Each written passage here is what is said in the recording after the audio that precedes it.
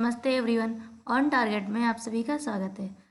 आज से हम लोग स्टार्ट करने जा रहे हैं ओ लेवल कोर्स की पहली वीडियो सीरीज़ जिसमें हम लोग सबसे पहले बात करेंगे मॉड्यूल 1 की, मॉड्यूल 1 M1R5, जिसका नाम है IT tools and basic of networks, जिसमें हम लोग सबसे पहले इंट्रोड्यूस होंगे हमारे सिस्टम से। इसके बाद में हम लोग बात करेंगे हमारे सिस्टम की जो जनरेशन है उसकी। चलिए स्टार्ट करते हैं हम सिस्टम के इंट्रोडक्शन से। जब हम नाम लेते हैं कंप्यूटर सिस्टम का, नाम लेते ही हमारे दिमाग में एक इमेज आ जाती है, किसी एक मॉनिटर, एक कीबोर्ड, एक माउस, एक सीपीयू के साथ में। इन्हीं सबका जो कॉम्बिनेशन होता है इसी को हम पूरा सिस्टम कहते हैं। और इन सभी सिस्टम का अलग अलग अपना परफॉर्मेंस है। इनमें से कोई हमारी आउटपुट डिवाइस के क्लासिफिकेशन में आ जाती है तो कोई इनपुट डिवाइस के क्लासिफिकेशन में आ जाती है। इसमें से प्रोसेसिंग का सारा जो मैनेजमेंट है वो सब हमारा सीपीयू और सीपीयू के अंदर जितने भी कंपोनेंट्स होते हैं वो सब हैंडल करते हैं। डिस्प्ले जो होता है हमें मॉनिटर पर होता है। हम इनपुट कराते हैं किसी इनपुट डिवाइस की हेल्प से, for example keyboard and mouse. तो सबसे पहले बात करेंगे हम लोग मॉनिटर की। चलिए देखते हैं हमारा मॉनिटर कैसे कैसे चेंज होता रहा है और कौन कौन से मॉनिटर हैं जिनके बारे में जानना हमें बहुत ज़रूरी है। और मार्केट में कैसे कैसे मॉनिटर्स मिलते हैं। इस पिक्चर से आप मॉनिटर में कैसे कैसे चेंजेस होते आए हैं, हमारा जो डिस्प्ले होता है उसमें कैसे कैसे चेंजेस होते आए हैं देख सकते हैं। जैसे पहले हम लोग इस्तेमाल किया करते थे CRT मॉनिटर, जो कि एक टीवी जैसा दिखने में हुआ करता था। उसके बाद में हम लोग LCD या LED TN सीरीज़ की, या फिर इसके बाद हम लोग IPS सीरीज़ की LCD या LED का इस्तेमाल करना स्टार्ट कर चुके हैं। हमारे लैपटॉप भी इसी का एक एग्जांपल है। हमारा डिस्प्ले समय के साथ साथ चेंजेस करता रहा है खुद में। ये सभी डिपेंड रहे हैं इसके जनरेशन पे, या फिर कह सकते हैं कि इसके अंदर जो प्रोसेसिंग का मैनेजमेंट था उसे चेंज करने के बाद में इसकी स्क्रीन की जो क्वालिटी थी उस क्वालिटी को भी बढ़ाया गया। किस तरह से हमने इस क्वालिटी के अकॉर्डिंग और अपनी ज़रूरत के अकॉर्डिंग इन सभी डिस्प्ले को चेंज किया है, चलिए एक चार्ट से इसको समझते हैं। कंप्यूटर का ये क्लासिफिकेशन, इससे आप समझ सकते हैं कि हमने कौन से समय में किस टाइप का सिस्टम इस्तेमाल किया है। जैसे हमारे पास क्लासिफिकेशन में बेसिकली हम 4 टाइप से अपने सिस्टम को बांटते हैं: हिस्टोरिकल डेवलपमेंट, या पर्पस, टेक्नोलॉजी यूज्ड के अकॉर्डिंग, या साइज एंड कैपेसिटी के अकॉर्डिंग। तो अगर हिस्टोरिकल डेवलपमेंट के मीन्स की जो ऐसा डेवलपमेंट जो कि हमारी हिस्ट्री में दर्ज हो चुका है, या फिर जिसको हम जनरेशन का नाम दे चुके हैं, तो ऐसे हमारे पास 5 जनरेशन है। First generation computers, second generation computers, third generation computers, fourth generation computers and fifth generation computers. Historical development के बाद में हम इसको डिवाइड करते हैं पर्पस के अकॉर्डिंग जनरल पर्पस कंप्यूटर जैसे कि आम इंसान यूज़ करते हैं, या फिर स्पेशल पर्पस कंप्यूटर्स जिनको रिसर्च में या किसी रिसर्च सेंटर में, या फिर हमारे साइंटिस्ट, हमारे डॉक्टर्स स्पेशली किसी पर्पस के लिए उन्हें यूज़ किया जाता है, तो उनको उसी के अकॉर्डिंग डिज़ाइन किया जाता है। फिर इसके बाद में हम टेक्नोलॉजी यूज के अकॉर्डिंग उसको चेंज करते हैं, जैसे डिजिटल कंप्यूटर या एनालॉग कंप्यूटर, हाइब्रिड कंप्यूटर। फिर साइज एंड कैपेसिटी के according super computer, main frame computer, mini computers और माइक्रो कंप्यूटर्स। इन सभी क्लासिफिकेशंस की डिटेल्स आप अगले वीडियो में, जिसमें हम लोग बात करेंगे जनरेशन्स की एंड टाइप्स ऑफ कंप्यूटर की, उसमें आप समझ सकते हैं। ओके, तो मॉनिटर हमारा इस तरह जनरेशन के अकॉर्डिंग हमेशा चेंज होता रहा है। अब मॉनिटर के इस चेंज के बाद में हमारा जो डिस्प्ले वो भी चेंज होता रहा है, तो उसमें कैसे कैसे चेंजेस आए चलिए देखते हैं। बेसिकली चेंजेस तो कई सारे आए हैं, लेकिन कुछ टाइप्स ऐसे हैं जो कि बहुत ही ज़्यादा इस्तेमाल में आ गए हैं। जैसे कि हमारा CRT means cathode ray tube, जो कि पहले यूज़ हुआ करता था। फिर LED डिस्प्ले, उसके बाद में फिर हमारा LCD आ गया, liquid crystal displace, LED light emitting diode, and फिर इसके बाद में सबसे कॉस्टली एंड बहुत ही बेटर मानी गई है प्लाज्मा डिस्प्लेज, जिसको हम PD बोलते हैं। इस तरह से हमारे डिस्प्ले में भी चेंजेस होते आए हैं। अब जब हम मॉनिटर से इंट्रोड्यूस हो चुके हैं, तब बात आती है हमारे सिस्टम के मेन पार्ट की। Main parts mean CPU central processing unit.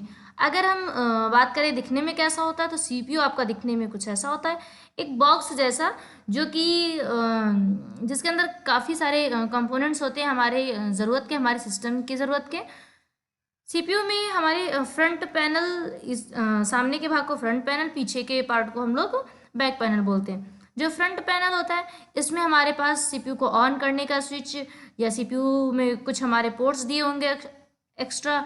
इसके अलावा यहाँ पे हमारे पास ट्रे दी होगी, जिस ट्रे में हम सीडी या डीवीडी अपनी एंटर करते हैं, या फिर यहाँ पर स्पीकर, ऐसी कुछ चीज़ें हमारे सीपीयू में हमको मिलेंगी फ्रंट पैनल पे। इसके अलावा अगर हम बैक पैनल की बात करें तो बैक पैनल पे हमारे सीपीयू में जो प्रोसेसर की हीट को कंट्रोल करने के लिए फ़ैन लगा होता है, उस फैन की विंडो एंड उस फैन का एक सेंटर, वो सब होगा बैक पैनल में। इसके अलावा हमारे पास कई सारे पोर्ट्स होंगे, हमारे पास पावर कनेक्टर का भी पोर्ट, ये सभी चीज़ें हमें सीपीयू के बैक पैनल में मिलती हैं। तो बेसिकली ज़्यादातर पोर्ट हमारे हमको बैक पैनल में ही मिलते हैं, लेकिन आगे भी हमें फ्रंट पैनल पर भी कुछ पोर्ट्स मिल जाते हैं। अगर हम फ्रंट पैनल के इंट्रोडक्शन की बात करें तो यहाँ पर स्टार्टिंग में हमारे पास ऊपर से हमें मिल सकता है ट्रे, जिसमें सीडी या डीवीडी हम लोग इस्तेमाल करते हैं। ट्रे ओपन करने के लिए साइड में एक आपको बटन भी मिलेगा। उसके अलावा यूएसबी पोर्ट्स कुछ मिल जाएंगे, जिससे आप अपना हेडफोन या माइक पोर्ट्स भी मिलेगा। इसके अलावा पावर स्विच होगा, पावर स्विच जिससे आप सीपीयू को ऑन करेंगे। एक रीसेट बटन भी होगा।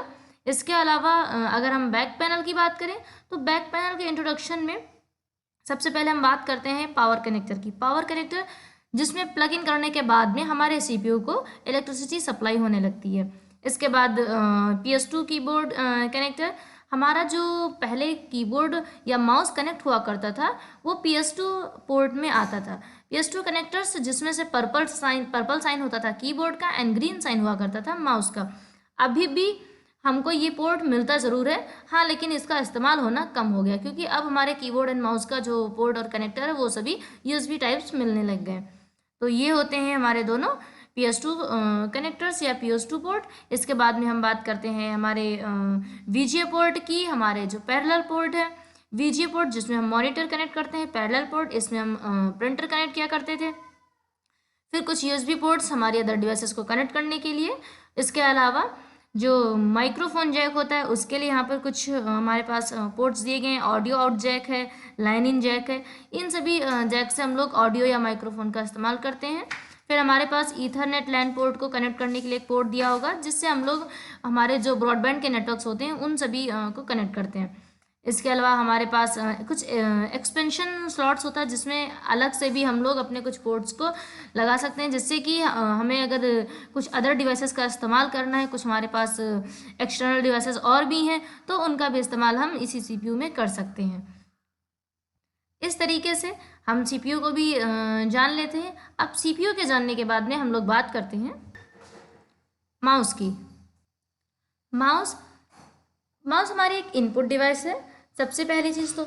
इसके अलावा ये कंट्रोल करता है हमारे कर्सर को, या फिर हम क्या परफॉर्मेंस कर रहे हैं उसको कंट्रोल करता है। जैसे कि आप देख पा रहे हैं ये हमारा पॉइंटर, ये माउस की हेल्प से मूव करता है। हम स्क्रॉल करने का काम माउस से कर सकते हैं, स्क्रीन को हम किसी भी चीज़ पर क्लिक करने का काम माउस से कर सकते हैं। ठीक है, तो माउस भी मार्केट में डेवलप होते रहते हैं, तरह तरह के माउस भी हमारे पास नए नए आते रहते हैं।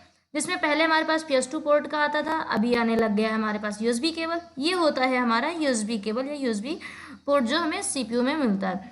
फिर हमारे पास वायरलेस माउस भी आते हैं। वायरलेस माउस हमारे ब्लूटूथ से कनेक्ट होते हैं। इसके बाद में हमारे पास कुछ माउस ऐसे भी मार्केट में आ गए जो चार्जेबल हैं या बैटरी से यूज़ होते हैं, जिनको हम चार्ज करते हैं। देन इसके बाद में हम जब तक इनका बैटरी चार्ज रहेगा तब तक हम इनका इस्तेमाल कर सकते हैं। इस तरीके से डिफरेंट टाइप के माउस भी हमको मार्केट में मिलते हैं। अब माउस के बाद हम लोग बात करेंगे कीबोर्ड की। कीबोर्ड फ्रेंड्स ये भी हमारा इनपुट डिवाइस है। इसके अलावा कीबोर्ड का इस्तेमाल हम लोग करते हैं अपनी किसी भी लेटर्स या नंबर्स या हमारे सिंबल्स के कॉम्बिनेशन का बना हुआ डेटा, इन सब का जब हम कोई इस्तेमाल करके इंफॉर्मेशन या डेटा तैयार करते हैं तो उसे एंटर करने के लिए भी हम कीबोर्ड का इस्तेमाल करते हैं। एंड कीबोर्ड की हेल्प से ही हम अपनी कोई प्रेजेंटेशन तैयार कर सकते हैं। क्यों? क्योंकि कीबोर्ड में हमारे पास ये आप जो देख पा रहे हैं अल्फ़ाबेट दे रखे हैं, या इसके अलावा नंबर्स दे रखे हैं, स्पेशल कैरेक्टर्स, या फिर इसके अलावा हमारे पास कुछ स्पेशल कीज़ भी हैं, कुछ हमारे पास फंक्शंस की हैं। इन सभी का यूज़ करके हम एक समझने लायक या एक बेहतरीन प्रेजेंटेशन तैयार करते हैं, जिसमें हम कोई भी इंफॉर्मेशन हो सकती है, कोई भी हमारा प्रेजेंटेशन हो, वो सब हम कीबोर्ड की हेल्प से तैयार करते हैं। इसके बाद में कीबोर्ड हमारा जो है हमारे तैयार किए हुए डेटा को हम किसी भी चीज़ को जब इनपुट कराते हैं तब कीबोर्ड जो भी इंस्ट्रक्शंस होता है वो हमारे सीपीयू तक पहुंचाता है, मीन्स हमारे प्रोसेसर तक पहुंचाता है। इसके बाद में ही हमारी किसी भी इंफॉर्मेशन की या किसी भी हमारे प्रोग्राम की प्रोसेसिंग स्टार्ट होती है। कीबोर्ड्स भी मार्केट में कई तरीके के आते हैं। कीबोर्ड भी आपको वायरलेस भी मिल जाएगा, इसके अलावा यूएसबी पोर्ट का कीबोर्ड अब मिलने लग गया है। और कीबोर्ड में हमारे पास अगर हम इसके इंट्रोडक्शन की बात करें तो आपके ये एंटर की होती है, जो कि किसी भी चीज़ को एंटर कराने के लिए या एक तरह से कह सकते हैं ओके का काम आपकी ओके की का काम आपकी करती है। इसके अलावा आपके पास शिफ्ट की होती है, कैप्स लॉक की ऑन करने पर यहाँ पर आपके पास एक लाइट ऑन होगी, जिससे कि आपके जितने भी ये अल्फ़ाबेट्स हैं ये सभी कैपिटल लेटर्स में एंटर होना स्टार्ट हो जाएंगे। अगर आप कैप्स लॉक की ऑफ कर देते हैं तब आपके सारे अल्फ़ाबेट्स स्मॉल लेटर्स में लिखने लग जाएंगे। आपके पास ये नंबर रो है जिसमें आप एंटर अपने जिसकी हेल्प से आप नंबर एंटर कर सकते हैं। आपके पास आप शिफ्ट की हेल्प से आप यहाँ के जो कैरेक्टर्स हैं, जो स्पेशल सिंबल्स हैं, इन सबको आप एंटर कर सकते हैं। बैक स्पेस की आपकी राइट टू लेफ्ट किसी चीज़ को डिलीट करने के लिए या किसी आपकी लिखी हुई लाइन को कट करने के लिए होती है। एंड इसके अलावा आपके पास कंट्रोल की दो होती है, अल्ट की दो होती है, विंडो की भी किसी किसी कीबोर्ड में आपको दो मिलेंगी, कहीं कहीं आपको एक भी मिल सकती है। स्पेस बार जो कि सबसे बड़ी की है, ये स्पेस को क्रिएट करने के लिए इस्तेमाल होता है। इसके अलावा आपके पास यहाँ पर इंसर्ट की, डिलीट की, किसी भी लाइन को डिलीट करने के लिए या किसी भी सिलेक्टेड चीज़ को डिलीट करने के लिए आप डिलीट की का इस्तेमाल कर सकते हैं। Home page, end page, page up, page down, page को अप एंड डाउन करने के लिए, पेज को ब्रेक करने के लिए, या फिर आपके पास स्क्रॉल को लॉक करने के लिए कि आपकी स्क्रीन जो है वो अप एंड डाउन ना हो, आप स्क्रॉलिंग लॉक कर सकते हैं। इसके अलावा यहाँ पे आपको एक नम लॉक दिया है। नम लॉक की को अगर आप ऑन कर देते हैं तब आप इन नंबर्स का इस्तेमाल कर सकते हैं, अगर आप नम लॉक ऑफ कर देते हैं तब आप इस नंबर का इस्तेमाल नहीं कर सकते हैं। फ्रेंड्स, ये ज़रूरी नहीं है कि आपको हर कीबोर्ड में ये कीज़ मिल जाए, ये स्पेशल एडिशनल होती हैं, तो ये आपको अगर मिलती हैं तो भी सही है, अगर नहीं मिलती तब आप इन की का इस्तेमाल करते हैं। जैसे कि आप इस कीबोर्ड को देख सकते हैं, इस कीबोर्ड में आपको ये की नहीं नज़र आ रही होंगी। हमारे पास मार्केट में डिफरेंट टाइप्स के कीबोर्ड्स भी आते हैं जिसमें अल्फ़ाबेट्स का जो क्लासिफिकेशन है, मीन्स किस तरीके के क्लासिफिकेशन है, ये भी चेंज होता है। जैसे क्वर्टी हो गया, हमारा डेवरैक हो गया, इस तरह से हमारे अलग अलग टाइप के कीबोर्ड भी मार्केट में आते हैं। इन सभी का क्लासिफिकेशन कीबोर्ड की टाइपिंग स्पीड को बढ़ाने के अकॉर्डिंग किया गया है। और कई कीबोर्ड्स ऐसे हैं जो कि हमारे यहाँ इस्तेमाल भी नहीं होते हैं, कुछ स्पेशल देशों में ही उनका इस्तेमाल किया जाता है। इसके बाद में हम अपनी अगली डिवाइस की बात करेंगे जो है स्कैनर एंड प्रिंटर। स्कैनर का इस्तेमाल हम करते हैं अपनी किसी भी डॉक्यूमेंट्स को स्कैन करने के लिए। हमारी कोई भी हार्ड कॉपी है उसे हम सॉफ्ट कॉपी पे देखना चाहते हैं, या सॉफ्ट कॉपी के बाद फिर से हार्ड कॉपी में चेंज करना चाहते हैं, तो स्कैनर की हेल्प से हम उसे स्कैन करके फिर प्रिंटर की हेल्प से हम उसे फिर से हार्ड कॉपी में चेंज कर सकते हैं। प्रिंटर प्रिंट करने का काम करता है किसी भी सॉफ्ट कॉपी को हार्ड कॉपी में, एंड स्कैनर किसी भी हार्ड कॉपी को स्कैन करके सॉफ्ट कॉपी में चेंज करके हमें हमारी स्क्रीन पर डिस्प्ले कराता है। स्कैनर एंड प्रिंटर मार्केट में 2-in-1 भी मिलते हैं और ये सेपरेट फॉर्म में भी मिलते हैं। जैसे आपका ये स्कैनर सिर्फ स्कैनर है, ये आपका स्कैनर एंड प्रिंटर दोनों है। जब हम लोगों ने डिवाइसेस को जान लिया है तो जाहिर सी बात है हमें उसे कनेक्ट करने की ज़रूरत पड़ेगी। कनेक्ट करने के लिए अगर हम फैमिलियर नहीं है तो हमारा ये जानना भी बहुत ज़रूरी है कि किस टाइप्स के कनेक्टर को कौन से जैक में या कौन से पोर्ट में कनेक्ट किया जाता है। तो इसके लिए आप स्क्रीन पर इसे देख सकते हैं। इस इमेज को आप पॉज करके इसका स्क्रीनशॉट ले सकते हैं, जिससे कि आप कभी भी फ्यूचर में आपको ज़रूरत पड़े, आप कहीं कंफ्यूज होते हैं तो आप इसे देख करके समझ सकते हैं कि हाँ कौन सा पोर्ट या कौन सा कनेक्टर किस चीज़ के लिए इस्तेमाल होता है। डिफरेंट टाइप के कनेक्टर्स अलग अलग टाइप्स के पोर्ट में लगते हैं या अलग अलग इस्तेमाल के लिए होते हैं। जैसे वीडियो के लिए दूसरा होता है, ऑडियो के लिए दूसरा होता है, मॉनिटर के लिए दूसरा होता है, हमारे टीवी केबल के लिए दूसरा होता है, हम चार्जिंग पॉइंट दूसरा इस्तेमाल करते हैं, या फिर हम ऑडियो या इनपुट आउटपुट इन सभी के लिए अलग अलग टाइप्स का इस्तेमाल करते हैं। तो आप इस स्क्रीन से समझ सकते हैं कि हमारे पास कौन कौन से कनेक्टर्स और कौन कौन से जैक इस्तेमाल होते हैं। इसके बाद में हम बात करते हैं यूनिट्स ऑफ सिस्टम की। यूनिट ऑफ सिस्टम का मतलब ये है कि हमारा जो सिस्टम है वो 3 यूनिट्स में डिवाइड है। पहला इनपुट यूनिट, दूसरा आउटपुट यूनिट, एंड जो सेंट्रल हमारा उसे हम कहते हैं सिस्टम यूनिट। इस तरीके से जो इनपुट यूनिट है उसमें सभी इनपुट डिवाइसेस को इंक्लूड करते हैं। इनपुट डिवाइसेस का काम होता है हमारे किसी भी डेटा या इन्फॉर्मेशन को एंटर कराना, और इसके बाद में फिर आउटपुट डिवाइसेस जिसमें जो कि आउटपुट यूनिट में आता है, इसमें काम होता है जितनी भी डिवाइसेस हमें आउटपुट कराती है उन सबको हम आउटपुट डिवाइसेस में इंक्लूड करते हैं। फिर जो बीच में हम इस्तेमाल करते हैं जो कि हमारी सिस्टम यूनिट होती है, ये हमारी सबसे मेन या इम्पॉर्टेंट यूनिट है। इसमें हम इस्तेमाल करते हैं सीपीयू का। सिस्टम यूनिट मीन्स की सीपीयू। सीपीयू के अंदर हमारे पास ALU, CU and memory unit, ये 3 क्लासिफिकेशंस होते हैं जो कि अपना अलग अलग परफॉर्मेंस करके हमारे पूरे कंप्लीट प्रोसेस को पूरे प्रोसेस को कंप्लीट करते हैं। जिसमें से हमारा जो मेमोरी यूनिट होता है जैसे कि रैम हो गया, ये सब काम करता है हमारे डेटा को स्टोर करने का या हमारे स्टोर हुए डेटा को हमें वापस से देने का। इसके अलावा जब हम एक्सेस करते हैं तो मेमोरी से, किसी सेव मेमोरी में अगर हमारा डेटा है तो वो हमें मेमोरी से ही आकर के मिलता है। फिर एएलयू का काम है, ALU means arithmetic logical unit, ये काम करती है सारे लॉजिकल ऑपरेशंस को परफॉर्म करने का। फिर कंट्रोल यूनिट हमारे जो भी परफॉर्मेंस है, जो भी हमारा प्रोसेस है, उस सबको कंट्रोल करने का काम करता है, उन सबको मैनेज करने का काम करता है। इसके अलावा हम लोग इसमें कुछ सेकेंडरी डिवाइसेस भी इस्तेमाल करते हैं। सेकेंडरी डिवाइसेस या जो एक्सटर्नल डिवाइसेस होती हैं उसमें हमारी मेमोरी हो सकती है, हार्ड डिस्क हो सकती है या पेन ड्राइव हो सकती है। इन सब का इस्तेमाल हम लोग करते हैं अगर हमारे पास मेमोरी का स्पेस हमारे रैम का या हमारे सिस्टम का कम पड़ जाता है, तब हम लोग इन एक्सटर्नल डिवाइसेस का इस्तेमाल करते हैं हमारे स्पेस को बढ़ाने के लिए। इसके बाद में इसी स्टेप को कहते हैं process step of our system. इस तरीके से इनपुट डिवाइसेस की हेल्प से सिस्टम यूनिट हमारा प्रोसेस करता है, डेटा रिसीव करता है, देन उस डेटा को सेंड करता है आउटपुट डिवाइसेस के थ्रू किसी स्क्रीन पर या किसी भी आउटपुट डिवाइसेस से हमें डिस्प्ले कराता है। चलिए हम लोग सिस्टम से फैमिलियर हो चुके हैं। अब थोड़े से स्टार्टिंग आपकी करा देते हैं स्क्रीन इंट्रोडक्शन की। स्क्रीन इंट्रोडक्शन में सबसे पहले जब हम अपने सिस्टम को ऑन करते हैं, हमारा काम होता है हमारे सीपीयू को पावर सप्लाई देना। उसके बाद में सीपीयू को ऑन करने के बाद में हमारे जो भी कंपोनेंट्स है कंप्यूटर के, उन सबको एक दूसरे से कनेक्ट करने के बाद में हम जब अपना सिस्टम ऑन करते तब हमें एक स्क्रीन दिखाई देगी। स्क्रीन जिसको ऑन करने के बाद सबसे पहले हमें कुछ ऐसा दिखेगा जिसमें से यहाँ पे हमारे पास स्टार्ट बटन होता है, यहीं पर हमारे सारे एप्लीकेशंस स्टोर होते हैं, यहीं से हमको सब एप्लीकेशंस मिल जाएंगे। इसके अलावा हम लोग कुछ एप्लीकेशंस को जो इंस्टॉल कर रखे होते हैं वो सब हमें यहाँ पर भी डिस्प्ले होते हैं जब हम उसको डेस्कटॉप पर सेव करेंगे तब। इसके अलावा यहाँ पर कुछ जो आपको ये बॉक्सेस जैसे कुछ दिख रहा है, इन्हें हम आइकन्स कहते हैं, जैसे कि my document icons, my computer icons या रिसाइकल बिन आइकन्स।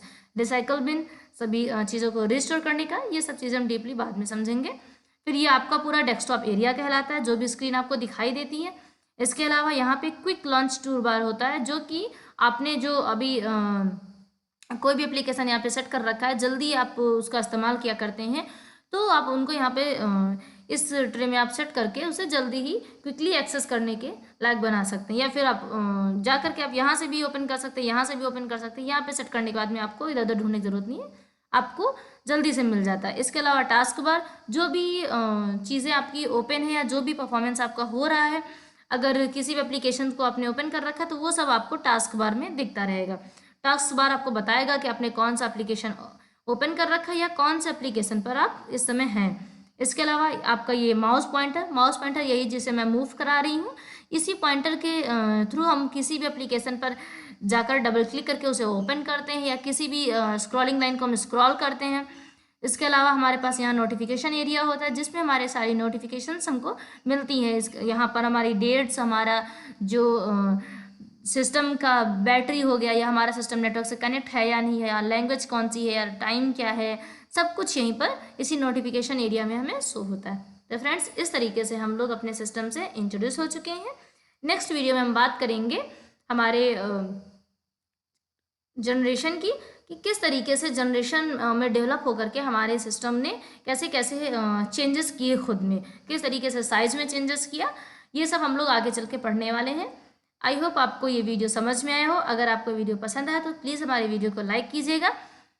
अगर आपने अभी तक हमारे चैनल को सब्सक्राइब नहीं किया है तो प्लीज़ चैनल को सब्सक्राइब कीजिए और बेल आइकन दबाना ना भूलें, जिससे कि आपको हमारे चैनल की सभी नोटिफिकेशंस टाइम से मिलती रहें।